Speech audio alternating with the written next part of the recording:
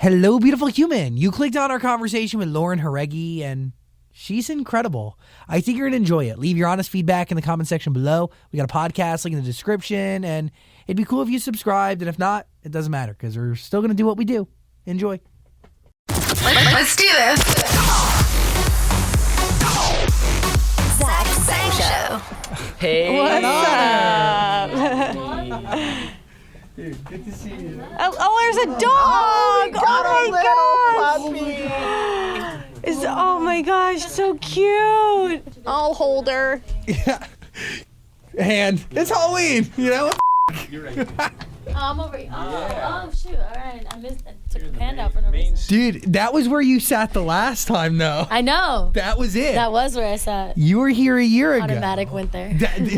It's like a muscle memory, kind It's a of good thing weird. that I still don't fit on the couch. Dangling feet. None of us do. But it's all yours. It is. That couch belongs to you. Sup? Own it. An honor to have you here, dude. Thank you. It's an honor to be here, dude. It's pretty cool, really, just having you here. Thanks. You It's emit, really nice being here. you emit an energy, and that is a shirt that needs to be seen by everybody. Yeah. What does it say? It says lover, fighter, dreamer, believer, voter. Nice. Voter. It's almost time. That's the most important word on that. Voter. Absolutely the most important word. 5 things people should want to be, right? And Right. strive to be. I agree. Not always easy, you know? No, definitely not. But I think they're good qualities. They are. I mean, you Try to know, aspire to be them as much as possible. and you put it out there. Yeah.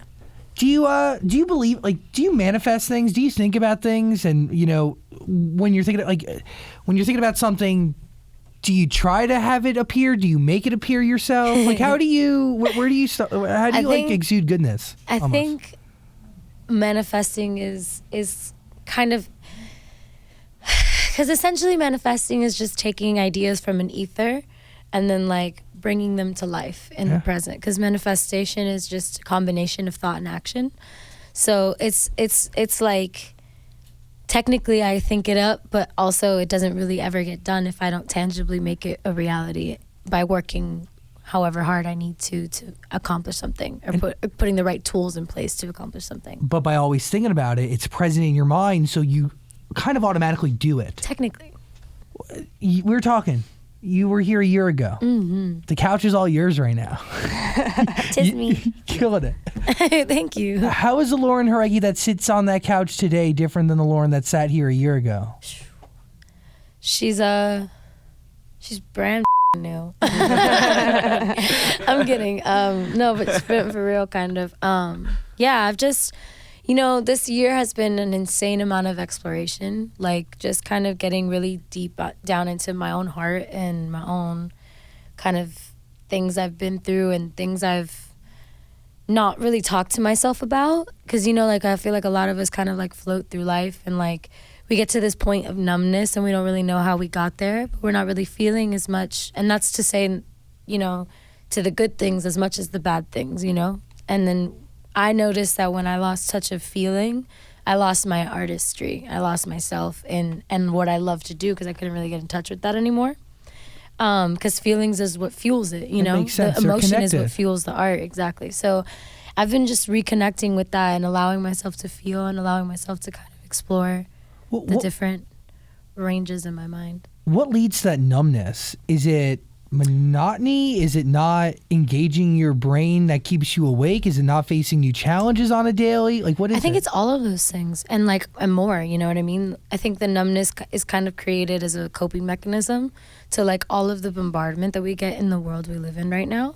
We're just constantly asked to be performative and constantly asked to be present and happy and nice and like giving, especially as a woman. So like it's just kind of exhausting after a certain point, especially when you're like in a monotonous kind of cycle where you don't feel heard, or you don't feel like you're expressing yourself, or you don't feel like you have any value to the situation you're in. It's just it's easy to just kind of like succumb to the numbness, I totally understand, and it makes it hard to change because you realize you get comfortable. Yes, it's you get comfortable drowning. Yeah, it's drowning, but then it's also like, again, just as much for the bad as there is the good. Like you kind of like create this whole entire like blanket over yourself from experiencing anything, you know?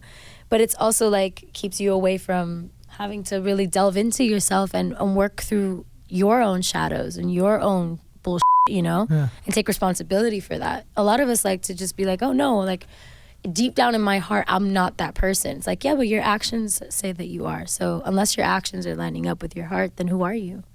That's the truth, right? Anybody can say anything, but acting a certain way is what really makes the difference. And I firmly believe that the majority of us are really good people in our hearts. I know it for a fact. We're all either broken to some degree, or we've been through some or we've been taught that a certain way is the right way to react or whatever it is. But again, we have total autonomy over our own beings and the way that we interact with the world around us. And you bring up many good points, but realizing that we're all the same is step number one, right? Yeah, you know, we all have hearts.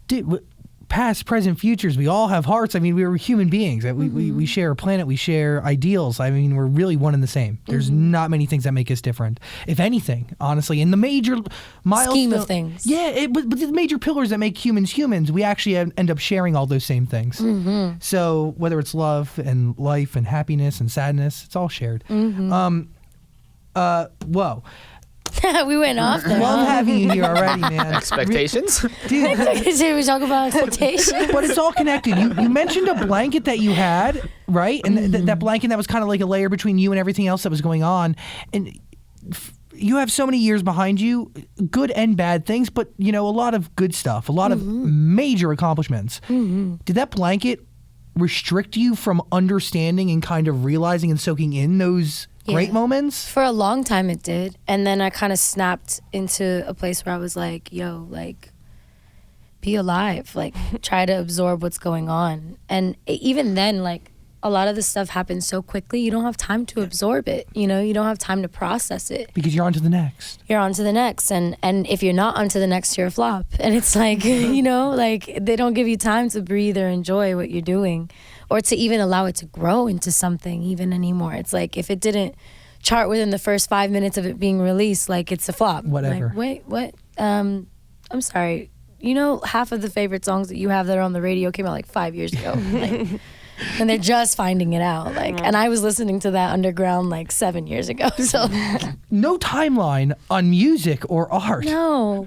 None at all. It's just a personal timeline. And that's what I'm learning. Like, I'm learning to detach myself from this whole like pop model of like you go and then you go real hard and then you spend this and you do that and like everything is just like big and extravagant. Like, I'm kind of learning to delve out of that and more into just like a real authentic, like, creative process, and like just making sure that what I'm saying means some to me. And then hopefully that means something to someone else. And if, you know, if for some reason a lot of people happen to catch on to one of the songs and it really resonates with them and it makes them feel something, then yeah, I did my job. But like, if it was just one person, I also did my job. That's you it. know? But you also did it for you. So about one person being me. That's... Hey, I'm so sorry to interrupt the interview, but I gotta tell you about Quip, my favorite toothbrush, and it's a toothbrush for you. Seriously, it is the best toothbrush on the market. 20,000 dental professionals say use this toothbrush.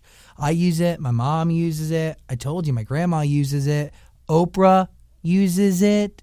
You should definitely use it. It's worth it. Seriously, it's so fancy looking. It hangs right on my mirror. It looks so sleek, but it's also the healthiest way to brush, right? They have this timer in the toothbrush that pulsates every 30 seconds so you know when to switch sides from one side of your mouth to the other side of your mouth. They want to make sure that you get an even clean, because a lot of times when you're brushing your teeth, you don't reach your whole mouth. Like, you miss totally sides and, like, I don't know, you miss things. So Quip is going to make sure you don't miss it. Try out Quip. Toothbrushes start at $25. If you buy one, you're going to get a free refill pack so you can switch out the head so you're always staying healthy. It's worth it. I promise you. GetQuip.com/sang. Try it out. GetQuip.com/sang. That's SANG. Try it out. Let me know what you think. GetQuip.com/sang. Brush your teeth. Okay, let's get back to this interview. Was there a process that you had to go through finding your voice? Did you feel like you were silent post Fifth Harmony? I was silent a lot.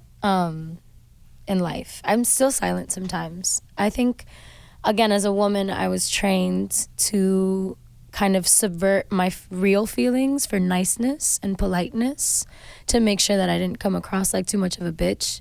And a lot of the time, that's what I was told I was, because I'm very assertive and I'm very opinionated, and I definitely know what I want. And so I spent a lot of years being deterred by a lot of voices telling me I didn't actually know what I wanted, and I actually don't know what I'm talking about because I'm too young or I'm too frivolous or whatever it is that, you know, people fix their mouths to tell me about me, you know. And it's just that noise never stops though. So sometimes I do listen to that voice, because sometimes it's people you love that are telling you that, you know, because you're constantly kind of a reflection of everyone around you. So when people see you succeeding, they automatically go into their shadow selves and are like, no, why are you succeeding but not me, you know? And so you feel that pressure, and I'm very sensitive, so I take what people say personally sometimes, and like or if I don't take it personally, I still note that they said it, you know what I mean? Or that's some sort of perception somebody has of me. It still bothers me, you It'll know? affect the way you move. You and you feel act. me? Yes. Yeah, but what I'm trying to learn get right it. now is to not let it affect the way I move anymore. For me to keep moving beeline to where I need to go, and for the, like water, like a shark through water, you know what I mean? Like, Yes. just let everything kind of like graze me the way it does, but not allow that to deter my path. So you're saying you were the company you kept, right? You were forced to be around these people, and the way you perceived the outside world was kind of shaped by those who By had the perceptions around you. around me. Yeah. Exactly. So you couldn't even like come up with your own opinions or your own thoughts Exactly. And even though it was within you, you kept it shut because Because I didn't have the proper outlet to express it. what is it like? How do you prepare to get into the studio for the first time? I didn't really prepare. I ended up in the studio the very first time that, I've been in different studios, but like there was like 4 or 5 like real pivotal like studio moments where I was going in to do something and then ended up doing something else, and just talking to someone about life for a while. Got to know a lot about myself and what I felt I wanted to do. And then there's other moments where I was in rooms with people who I looked up to so much, who taught me about vulnerability in the artistic process, and that being okay, and failure being okay before you get to what you really want. So that changed a lot of my approach. I've been in the rooms with different songwriters who have just taught me different techniques about how to approach subject matter and how to draw from it in a way that's authentic but not necessarily polarizing either, because art shouldn't feel, even though some art, it depends on the tone of what kind of art you want to make, but like some art should make people feel real uncomfortable, like absolutely should, but then other art should feel inviting and welcoming, just so that you can have different ways that you relay your message. So I've learned about that balance and going through those. See, feelings. that's how you really make that. That's how art is impactful, right? If it gets you in and makes you feel welcoming, inviting, and then it hits you with something that you maybe weren't expecting, or something you actually really deeply needed. Yeah, I also love art though that hits you in a way that makes you feel mad. Yeah. Like I would love to write a song that I get death threats for one day. Like, I know that sounds crazy, but that's the world we live in. We live in a world where people get death threats for standing up for like their human rights. So like, I want to write a song that's that powerful enough that someone that unconscious thinks that they need to threaten my life. Like that would be my goal. I feel like you're doing something right if you're getting death You threats. feel me? Yeah. Like that means I'm doing something that's moving. Exactly. Moving the needle forward. The first time I got one death threat, like years ago, over some dumb interview we did, that's the same thing you said. You're like, Didn't you feel like you were on? Yeah, Like, I was you know so what? afraid and I was ashamed. I was like, oh my God, I feel terrible. And you were like, no, you're doing it right. Keep going. You're killing it. Yeah, because I got death threats when I asked Britney Spears about Beyonce. The Britney Spears fans just attacked and they told me to kill myself. I was like, okay. Whoa. I made an That's impact. a bit extreme. I hope your message is a little bit more intense and like than comparing Britney Spears to Beyonce. Do more good with your message. I will. Please, you stand for more than that. I love it. So okay, Both queens, by the way. Amen. Truly. I want expectations. The song. Beautiful record. Thank you. You talk about, in the tweet you posted recently, you talk about duality, and that really is the music video. There's a light you, there's a dark you. Are there 2 different versions within you right now as you sit in front of us? There's a million versions of me.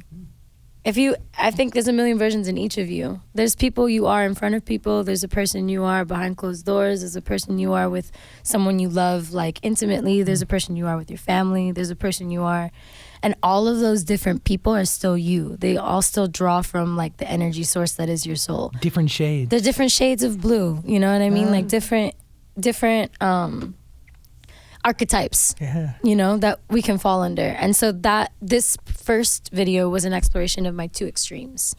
My really naive, innocent, like, youthful self who is very hopeful and blissful in the world and really, really believes that everybody has a good heart and really believes that, you know, we can overcome this darkness that we're all surrounded by on a regular basis. And then there's the darker part of myself who is more, you know, violent in her thoughts about the way that things should be handled, or like more aggressive and demanding and you know, sensual and explorative of self, like, and that all is taboo for a woman to be, you know.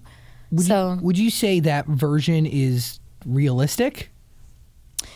They're both hyperboles of who I really am. You know what I mean? Because they're archetypes, so they're there, and I fall into, like, depending on a situation that I'm presented in, like, sometimes I'll have those naive elements to where, like, let's say if I approach a new person, right?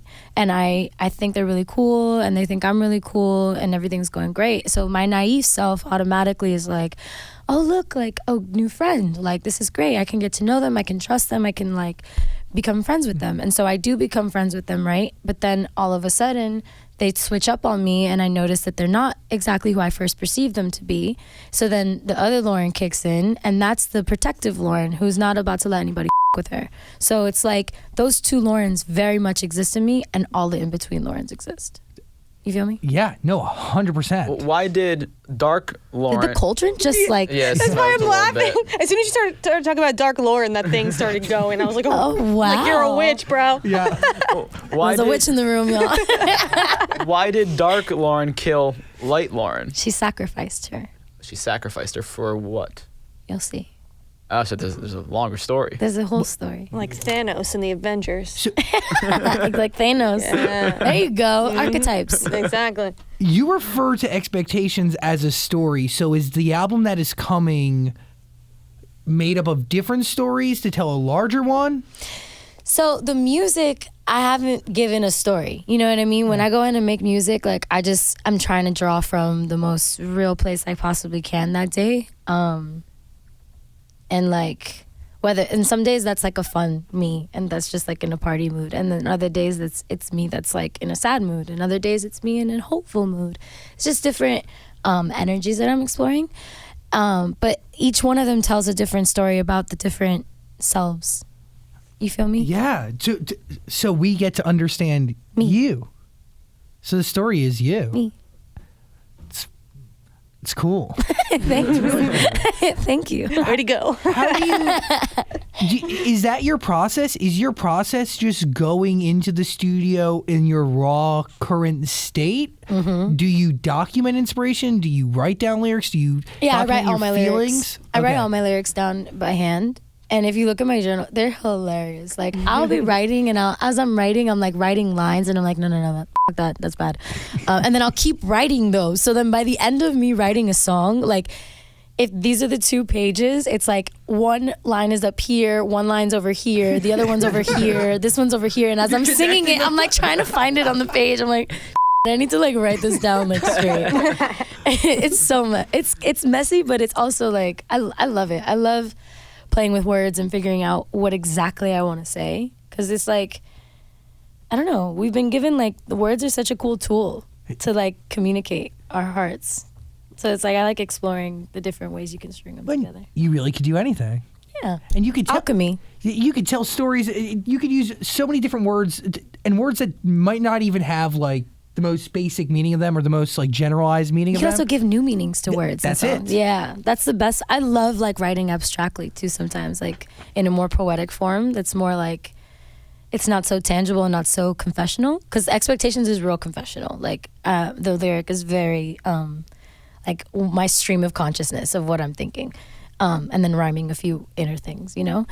But some songs are just poems, more more like you have to think about them. You can't just sit there and be like, I get what she means, unless like unless you're in my brain, or which I love about art, you read it and you're like, holy shit, like this is exactly how I'm feeling, but I never thought to express myself that way. This is what it means to me. Exactly. I love songs like that, and I think we're in a phase of music where they're coming up more and more and more. And I never, they didn't totally go away, but I think more and more are more and more are coming back to the mainstream, and just like I don't know.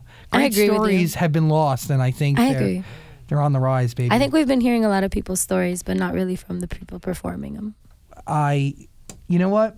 You hit the nail on the head. Do you think, as somebody who performs, can you ever fully invest yourself in a story that doesn't belong to you? No, I'm not taking anybody's songs. No, but can a performer, not you? Oh, but sorry. Somebody. Excuse me. Yeah, not you at all. I know it's all you. I thought that was a direct question. Oh, no. But like, could any performer out there? Do you think it's possible? I do believe it's possible. I think there's people who are stars who really embody and capture and communicate stories really beautifully in a way that connects to people. You know what I mean? I think that some people just have like a pull about them that makes people want to listen to them, and I think that that's just as admirable as someone who can write their own story and do the same thing, you know? It's just but those people have to be good A&Rs then, you know, because they have to be able to sift through the songs that are relative enough to them that they can communicate it in an authentic way, because otherwise it just doesn't click. And we all know that, like as an audience, anybody, even the person themselves will get that feeling, you know? I mean, you kind of had to do that for years though, didn't you? Yeah. And I did not connect. And it was obvious. And if it wasn't obvious, I'm a great actress. You should hit me up for some roles. Nice. I loved watching your dance break in the music video. Oh my God, thanks. Oh, it was so sexy. Oh, well, thank you. Beautiful. Thanks, man. Felt it. Like it was. I can feel your frustration. It's awesome. Dude, I wish I could do that. Not gonna lie. I would love. Wait, can I please get a video of you attempting to do that choreography? I'd love to see him try. Give him the latex suit too. I need it. I need that in my life. think everyone does. Everyone heels in latex. Make him do the expectations challenge. Oh, Make him do it. that please. Yes. Comment below. Comment below if you would like to see a video of Zach saying Please. in a latex outfit doing my choreography. We all being do. so 2018 right now. I love it. What is the full expectation story? Like, why did you decide to write that one? I didn't really decide to write it. It kind of wrote itself. I was just in a pissed off mood and didn't know how to express my feelings talking, because it just wasn't working or getting out right. So I wrote it. I wrote about it. Usually when I can't say something, I try to write about it, like a letter or a journal entry or a poem, just some way to express it through words, because I just feel better like putting it out through words. I don't know how to. Makes sense. Yeah, I'm just better at it. It's like when you're mad at someone and you don't want to tell them directly, but you write a letter. You write a letter, but you never about it. send it. Yeah, and Like then when that you type try of to tell thing. them directly, there's no way you can be as eloquent as you were in the letter. 100%. Because you can catch yourself in the letter like, oh, no, that's too mean. Oh, no, wait, no, I don't really mean that. Like, you know what I mean? You take time to really think about how you want to say it.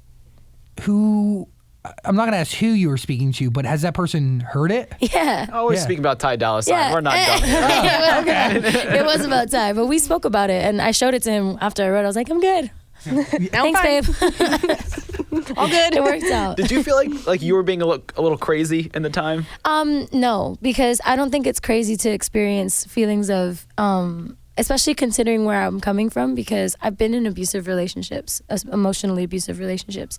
And as a woman who has been in that, and I speak for a lot of women when I say emotionally abusive relationships, because mentally people take this power hold of you and they kind of expect you to know where their heads are at, you know? And as someone who has I have really bad anxiety, and I have stuff that I get triggered by, and that's just that's not crazy, that's just me, you know what I mean? And so I was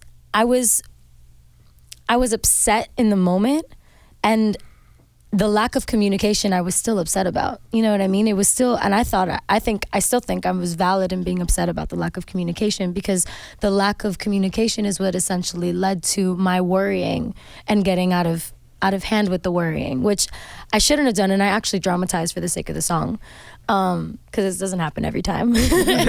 But like, it still was that kind of exploration again of that feeling of not being able to get a streamline of communication between you and your partner, just because one of you feels like, I don't have to, you know, and you do have to if you want to be in a healthy relationship with someone. How do you have any sort of relationship with any human being ever and not communicate?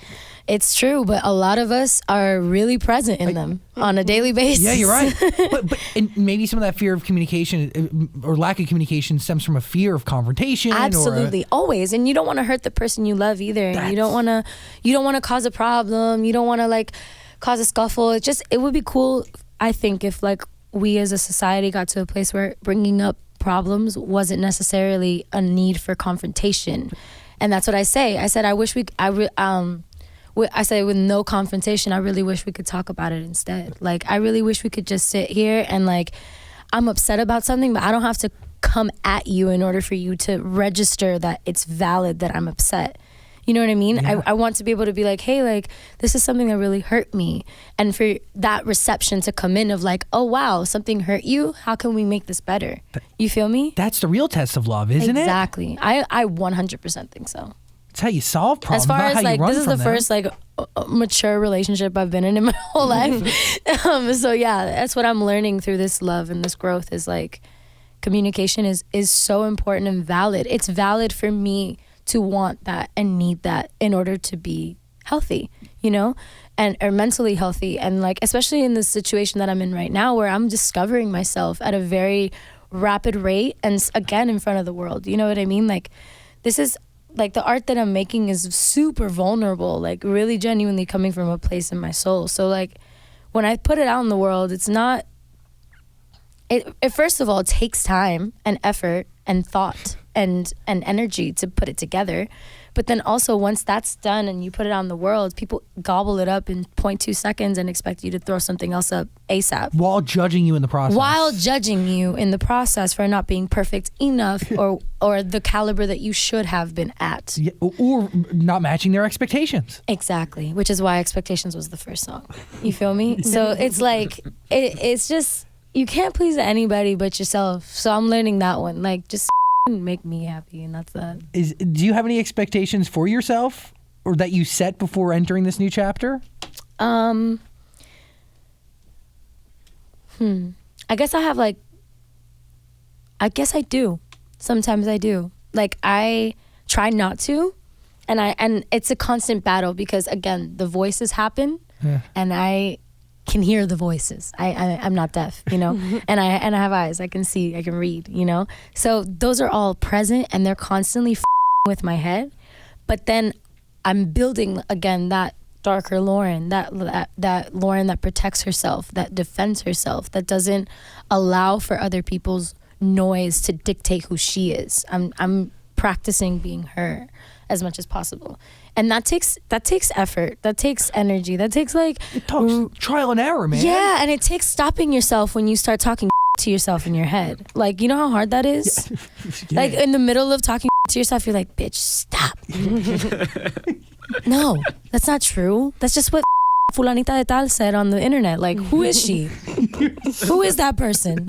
Nothing. No one. No, literally a figment of my phone. But it like, I'll never know where they are in the world. No, but I you don't know even know where you live. It sucks that we're even validating it right now. But it's the Crazy. truth. But it exists. But the only way to do is that maturity, right? To get a handle on it. Yeah, I think so. It's maturity, and it's also love for yourself to get a handle on it. Because it's easy to fall into the whole, I hate myself, they're so right, I'm a trash human being, I don't deserve anything.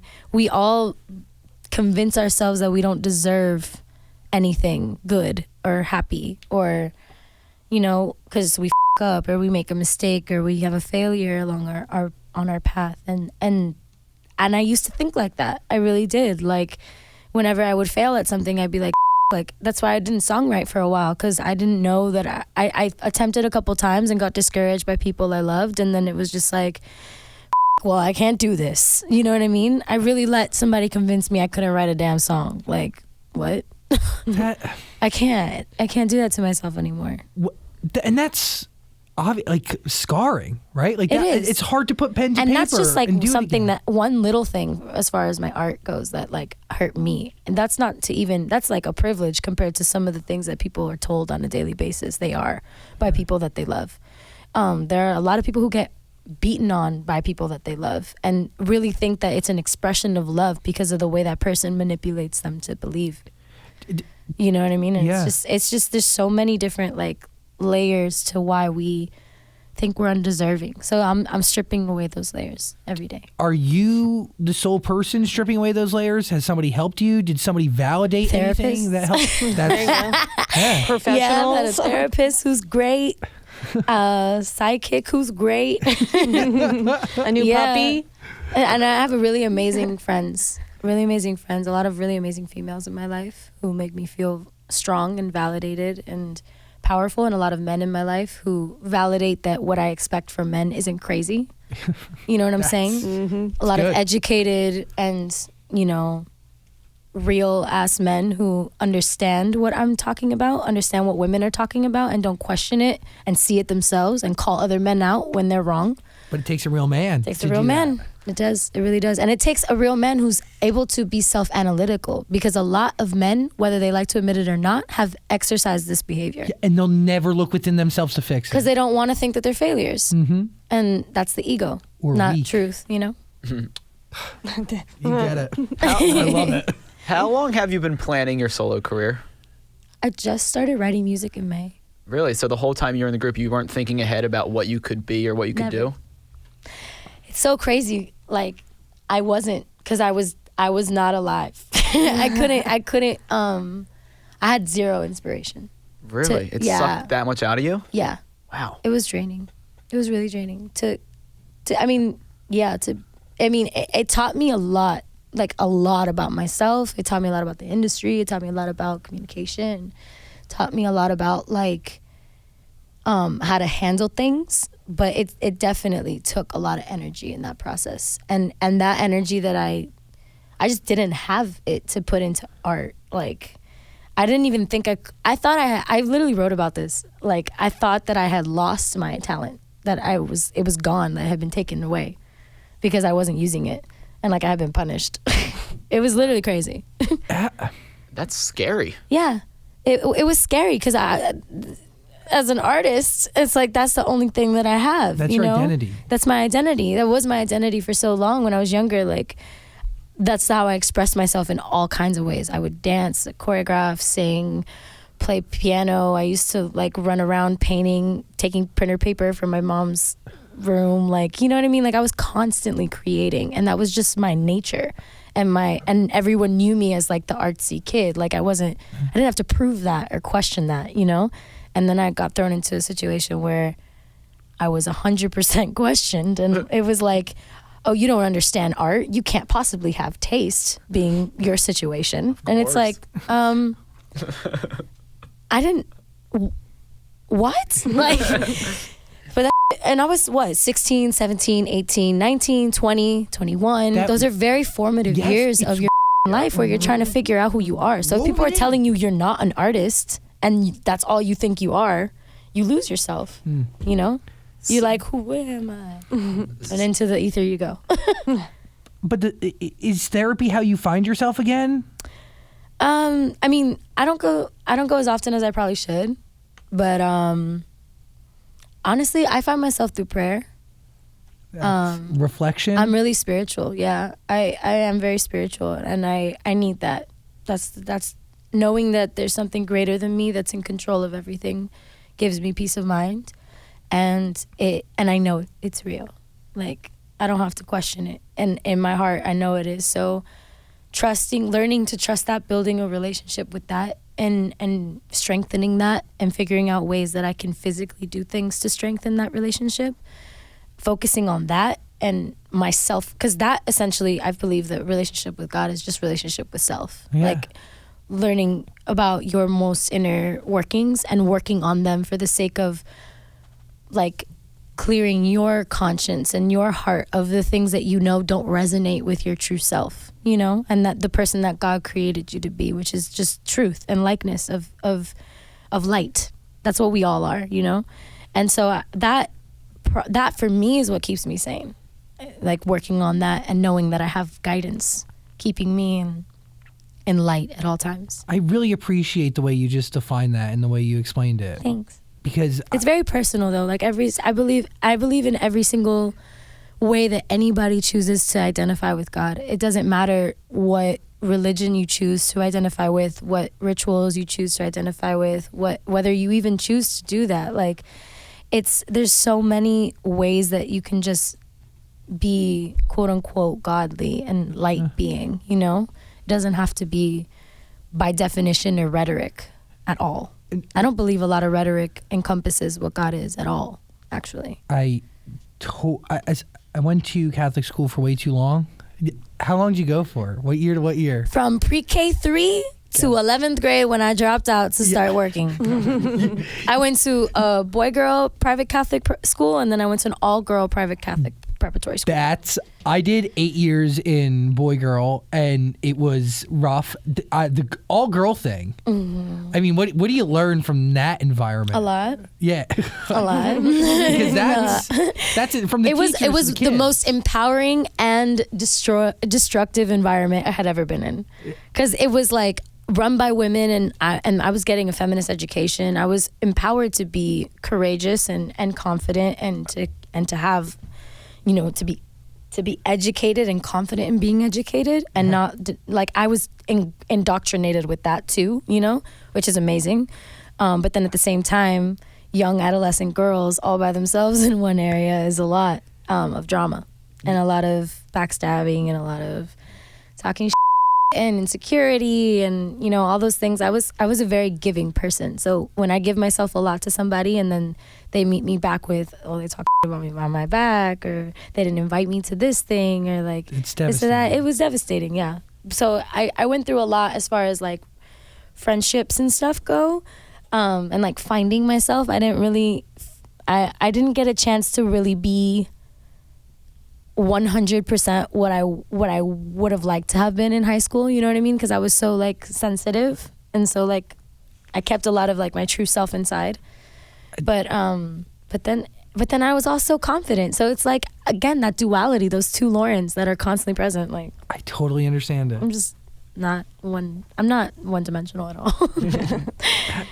Wow. I'm processing all of it, and it's really fascinating, but it's also I get it. I identify with it. I do get it. It's hard. High school in general is very, very, very hard, and then to leave to go and do what you did. Yeah. But and I don't know, even down to the uniforms, man. And I know I loved uniforms. Did you like it because you had something to wear every day? Yeah, and I didn't have money like that, so there's no way in I could have been at any of those schools where you had to like be wearing the latest fashions. I would have been there, like, you're poor. I would have been like, you. Yeah, but whatever.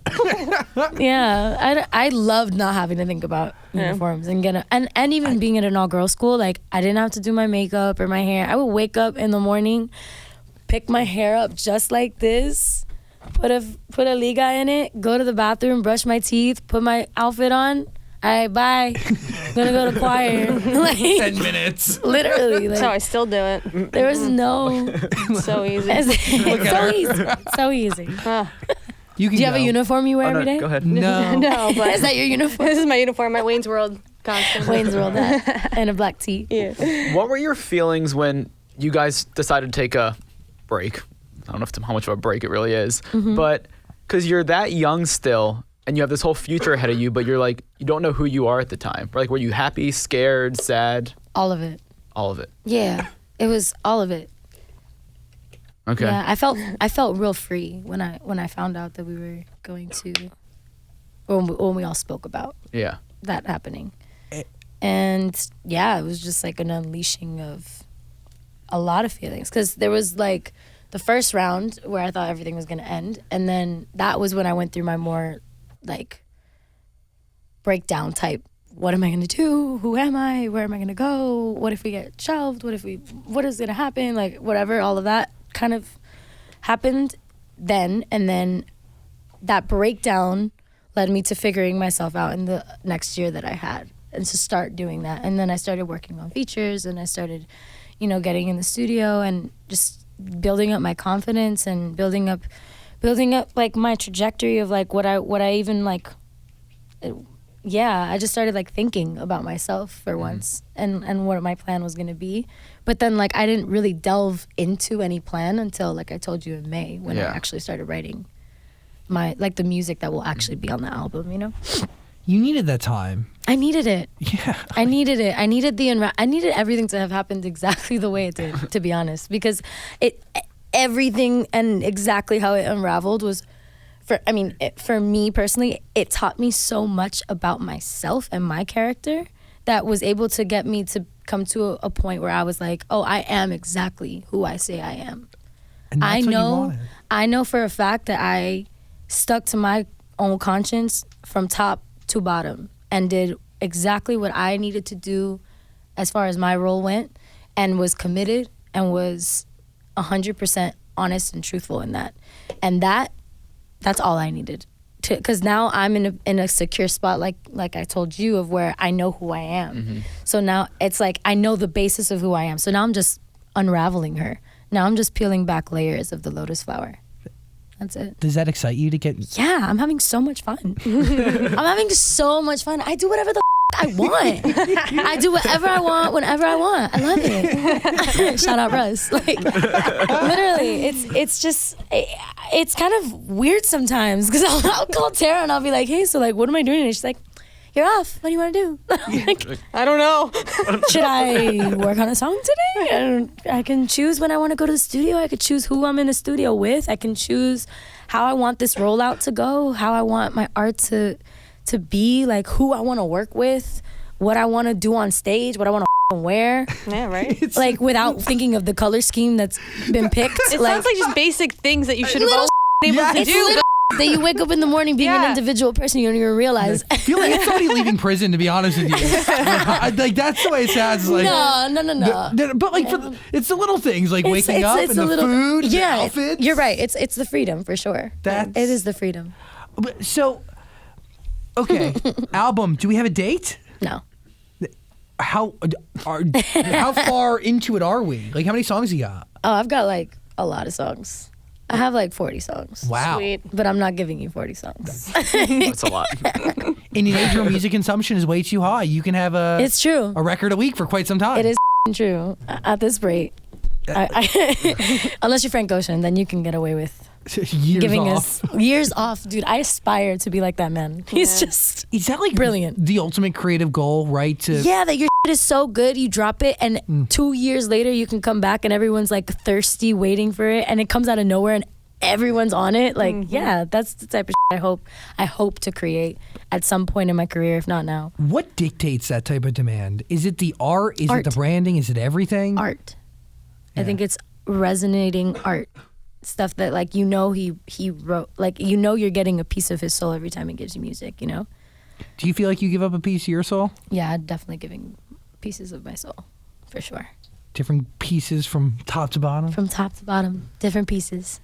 Will you be talking politics in your music, or is that you're not going to separate that? No, no, that's I know you're very vocal, but I didn't know if you're going to take that into my your music. identity. But I'm not like, it's not like a preachy political scheme planned.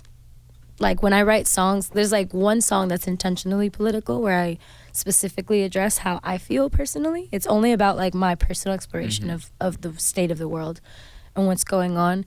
And then I have allusions to the concepts of like freedom and empowerment and life and exploration of life and what's going on, I just believe that that's an artist's job, though, is to like be aware of what's going on around them and to reflect on it.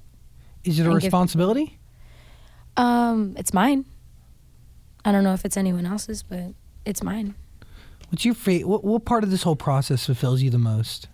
Writing out my feelings and bringing them to life. bringing the songs to life because I see them when I write them. Like I see the visual for them, and then I love the process of like developing that visual because I have really dope like female creatives around me that like we work together to really get to like the nitty gritty of how we want to exactly say something, whether it's like symbolically or like every single edit, every single moment and everything is intentional, you know? Yeah. So Do you like breaking it down like that? I love it. I love it. I am so OCD, like everything is very everything has a purpose, you know, that serves the artistic integrity. It's people who understand that really genuinely succeed, and they succeed with like honesty and just real sense of being in everything that they do. It's cool. Thanks. Why are you a journal person? Because I gotta put these thoughts somewhere. You don't use your notes on your phone? You know, I do sometimes. Yeah.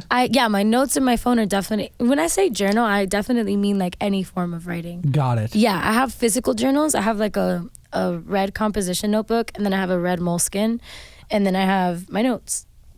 And then I have like all of the pads of paper that I've come across in my lifetime that I write some dope shit on or like do a cool doodle on that I'm like, I'm just gonna keep it. take that with me. And then you had to turn it into a hoarder. I am a hoarder. I have a whole memory box that I put a bunch of stuff in.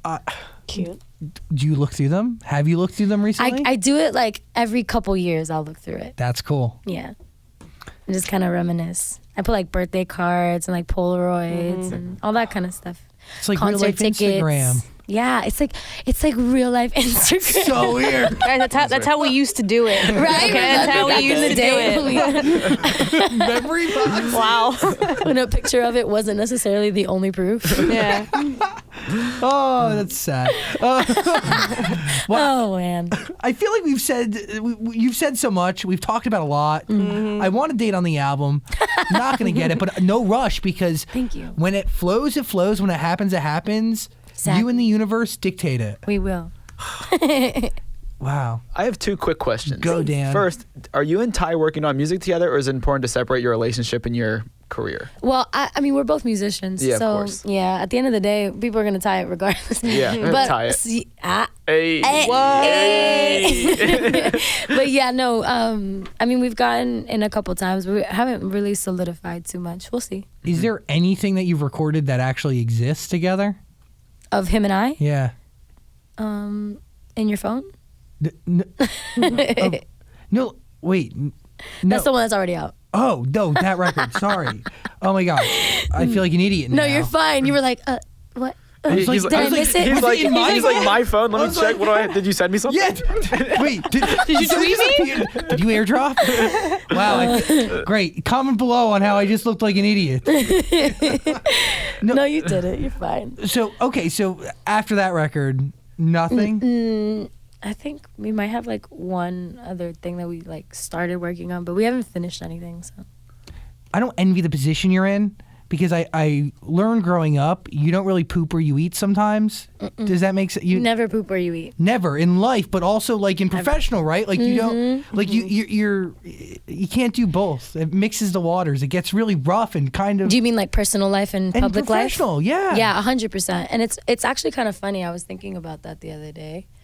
And I was just like, it's so funny to me, like when people ask me about my relationship and like details about it. And no offense, like it's casual. Everyone does it. Of course. But I always wonder, like, do y'all ask like coworkers that you don't know personally about their relationship? I sure do. No, You don't? You do? Like Come on, coworkers Dan. that you don't know personally? Like you're just going to did I- go up to like the guy who works at the front and be like, hey, so you and your wife, y'all good? Or is that drama still kicking? Dan, I'll attach no, a mic no. to you right Like now. that's Go. just rude, I thought you right? meant the You don't people do you that. knew. It's considered rude. Yeah. Very much It's so interesting to me though that people feel entitled to know about like my personal relationships. I think just people think they know you. Yeah, You know right? what I mean? They just think like 'cause they You don't know me. me, but I know you. You know what I Yeah, mean? but then it's that concept. It's Yeah. like you might know me, but I still don't know you. But you need to just approach these types of situations. I tell people all the time, like they're human beings because that's what they are. You don't know them. For real Treat them people. treat them like any other person you're about to get to know. You feel me? I I feel you. Well, the second question I had was, if you were offered the Amy Winehouse role in that biopic, would you take it? Whoa. take it in a heartbeat. Dude, I'd take it. Put that out into the universe. I would love that. Would manifest. putting it out in the universe. Yeah. Can I you don't do? know. Yeah, I would love to. That would be insane. You got the voice, you got the look. I see that the comparisons all the time. Thanks. That means a lot. Can you I do an would love English to do accent? An English accent, yeah. Ooh. I can absolutely do it, yeah. This is not an audition, but it is an audition. Yeah, I'm just over here auditioning to be Amy, so could you just hit me up if you want me to be Amy? Thanks. Thanks. That's. Let's just ship that one. That was my out there. audition. Send it off. Yeah. Bravo, Lauren Jauregui. Thank you. Yes. I really hope you enjoyed that conversation. If you did, please subscribe and also check out our podcast. There's a link in the description, and also comment and like and do things. Other interviews are on the screen somewhere, so click them. Thanks for watching.